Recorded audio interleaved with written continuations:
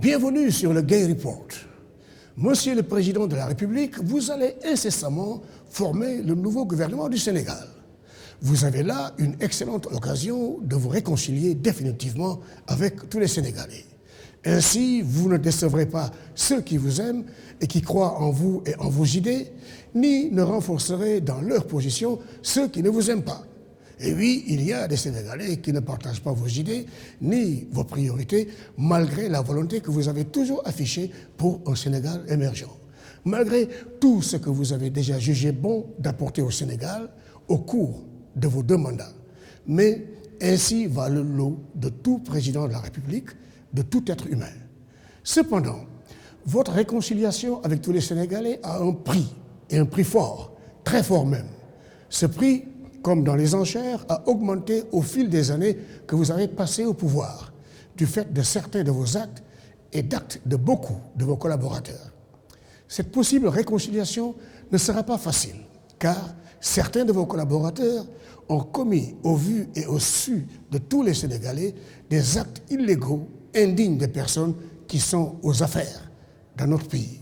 D'autre part, la corruption, les intimidations, les interdictions de manifester, les libertés provisoires de détenus et délinquants avérés, transformés en liberté illimitée, eh bien, tout cela a endurci les cœurs des Sénégalais, fermé les yeux des populations sur vos grands travaux et par conséquent corsé de manière drastique le prix de la réconciliation. Une question cependant. Pourquoi n'avez-vous pas appliqué aussitôt la décision prise il y a plus de 8 mois par l'Assemblée nationale sur le retour du Premier ministre? Notre Constitution et notre démocratie en ont souffert. Mais rassurez-vous, malgré tout cela, votre réconciliation avec les Sénégalais reste possible. Elle pourrait même être belle si vous y mettez le prix, en commençant par mettre en place un gouvernement de professionnels composé de ministres testés sur leur capacité professionnelle, sur leur compréhension des problèmes de notre pays et sur leur connaissance du mandat de leur département. Cette réconciliation sera belle si vous gardez autour de vous, à condition de les écouter, ceux de vos collaborateurs qui connaissent les valeurs démocratiques de l'opinion contraire, la valeur de l'opposition, qui respectent les journalistes indépendants, qui ne vous piègent pas. Il en existe pas mal autour de vous, mais les connaissez-vous d'ailleurs? Dernier point, et pas des moindres. Jusqu'à récemment, vous ne vous êtes presque jamais prononcé clairement sur ce 3e mandat controversé, brandi par vos proches et par les membres de votre parti.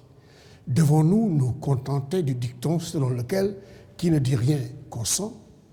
Enfin, cette réconciliation sera belle et définitive si et seulement si vous vous adressez aux Sénégalais le jour même de la formation du nouveau gouvernement pour les réconforter et les rassurer en leur disant, dans un discours simple mais efficace, qu'en tant que premier des Sénégalais, vous respecterez la Constitution et que vous veillerez personnellement à l'organisation d'élections présidentielles libres et transparentes en 2024.